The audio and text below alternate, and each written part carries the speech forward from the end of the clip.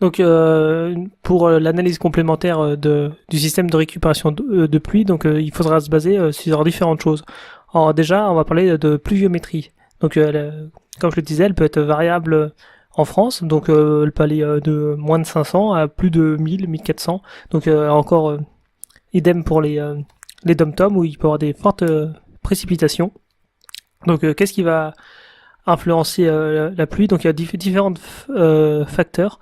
Donc là, on peut voir différentes régions qui ont des couleurs plus foncées, donc qui présentent des précipitations plus fortes. Alors là, j'ai un premier document. Alors c'est un document qui montre les départements les plus pluvieux.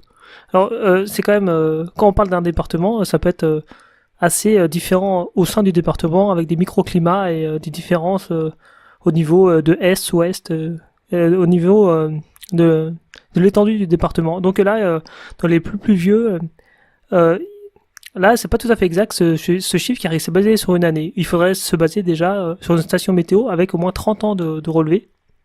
Donc là, il me parle des Pyrénées-Atlantiques, donc Biarritz notamment. Après, on a les départements de l'Est de la France, par exemple le Doubs. Après, on a Belfort, Savoie, donc tout ce qui est un peu Est de la France. On a aussi le Cantal. Et après, les départements aussi de Bretagne.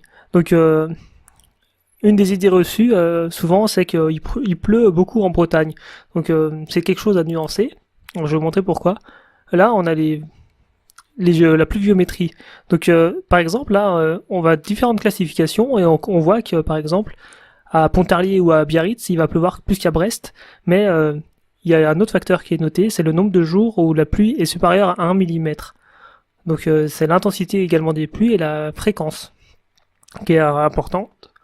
Donc, on peut voir que on a des écarts entre Marseille et d'autres villes, mais également en Bretagne, à Brest, on a un nombre de jours de pluie assez faible, alors que dans d'autres régions, il peut y avoir des plus gros orages ou des pluies plus fortes. Donc après, ce que j'ai pu comparer, deux régions assez à pluviométrie assez importante, Pontarlier, donc dans le Doubs, on peut prendre également Besançon, ça dépend les euh, les stations référencées et Brest. Donc c'est important de prendre sur plusieurs années. Et on voit, première chose que je disais pour ma récupération d'eau de pluie sur une bâche, c'est que moi j'ai divisé par 12, j'ai mis par exemple 1000 mm divisé par 12, mais en fait c'est pas tout à fait exact, car on a des irrégularités, et selon le mois, on peut avoir des épisodes plus ou moins forts, des phénomènes orageux, des phénomènes plus ou moins marqués.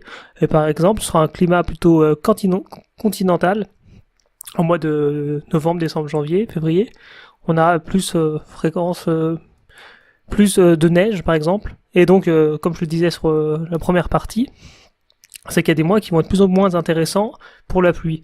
Au mois de janvier, par exemple, si pour l'eau de pluie d'un potager, on a souvent beaucoup moins de légumes ou de plantes à s'occuper.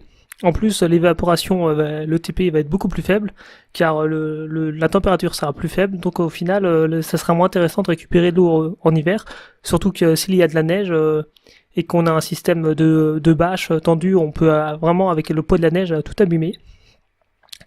Donc, par exemple, les mois les plus importants, juillet, août, seront là où il faudra vraiment récupérer l'eau. Donc comme mon système, par exemple, si vous mettez une bâche de 4 mètres carrés, un système de 4 mètres carrés, donc on a des volumes, j'avais calculé de l'ordre de 300 mm par mois, 300 litres, euh, sur 4 mètres carrés, 300 litres. Il est vrai qu'avec 300 mètres carrés, on va pas arroser tout un grand potager. Si vous voulez l'autonomie en eau, et vous avez un potager pour votre autonomie alimentaire, avec 300 litres, vous n'allez pas pouvoir tout arroser. Donc il faut vraiment des volumes très importants si vous voulez arroser de façon conséquente. Mais c'est pas forcément le but d'arroser de façon conséquente. Il faudra mettre d'autres mesures préventives en cas de forte chaleur et en cas de manque d'eau.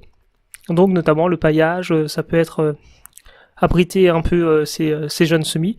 Et donc l'eau, par exemple les 300 litres que je parlais, au mois d'août, ça peut servir par exemple à repiquer des salades ou des poireaux. Là, c'est vraiment des périodes où les cultures peuvent être vraiment à risque de perte. Donc ces 300 litres, ils peuvent servir à ça. Si c'est pour arroser une culture herbagère ou une culture qui n'a pas forcément besoin, c'est moins utile.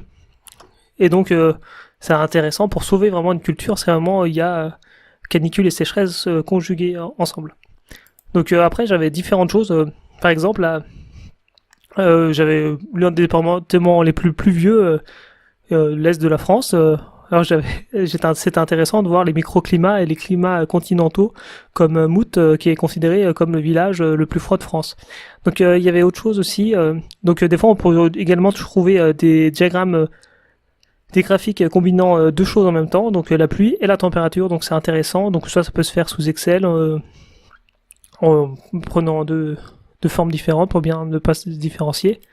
Et donc là, par exemple, au niveau de la Bretagne, ce que je disais, c'est que ce qu'il faut se méfier, c'est les microclimats. On peut avoir des écarts très forts entre certaines régions. Donc, ce qu'on peut noter comme microclimat, il y a différentes choses qui peuvent faire varier, que ce soit la précipitation, la température, au niveau de la France. Alors, par exemple, premièrement, la présence ou la proximité de la mer, le type de climat océanique continental, mais également la présence d'un lac, donc ça peut faire varier les températures, la présence de montagnes. Donc sur les montagnes, on peut avoir un phénomène, l'effet de Föhn. Alors pour simplifier, si je me souviens bien, c'est que l'air va se refroidir en montant au niveau de la montagne, refroidissant l'air ne pourra pas contenir autant d'eau, et donc on peut suivre des abacs d'enthalpie de l'eau, et au bout d'un certain moment, l'eau arrivera à saturation et sera émise sous forme de pluie. Et donc le nuage, quand il va redescendre de l'autre côté de la montagne, on aura un air qui sera sec. Donc ça peut se passer comme ceci. Il y a deux différents... Donc ça c'était l'effet de Föhn, parce que j'essayais de simplifier. On a également d'autres choses, par exemple, on peut avoir les versants, versant sud, versant nord, on a des microclimats, on a les courants marins. Donc par exemple, là, dans le Cotentin, au niveau du département de la Manche, on peut avoir je crois qu'il y a un léger microclimat au niveau de Cherbourg. Donc on a des cultures maraîchères assez importantes à cette région, car on a toujours une température assez douce tout au long de l'année. Donc on peut regarder ça notamment au bulletin météo, regarder les différentes régions. Donc pluie et les températures sont parfois très variables, et donc on a des régions plus ou moins sèches. Après, pour les autres parties de la vidéo, il se peut que j'ai fait des erreurs de calcul, hein. Si jamais vous voyez, vous pouvez le mentionner. Je peux pas forcément tout vérifier moi-même. Des fois je le fais rapidement. Donc voilà pour cette vidéo sur la récupération d'eau de pluie par l'intermédiaire d'une bâche. Donc je présenterai plus tard d'autres méthodes comme des systèmes de poche à eau qui permettent de prendre 80 litres sur une brouette, donc des volumes assez importants à force humaine. Donc je me sers parfois de poche à eau pour bouger de l'eau d'un lieu à un autre. Donc voilà pour cette vidéo.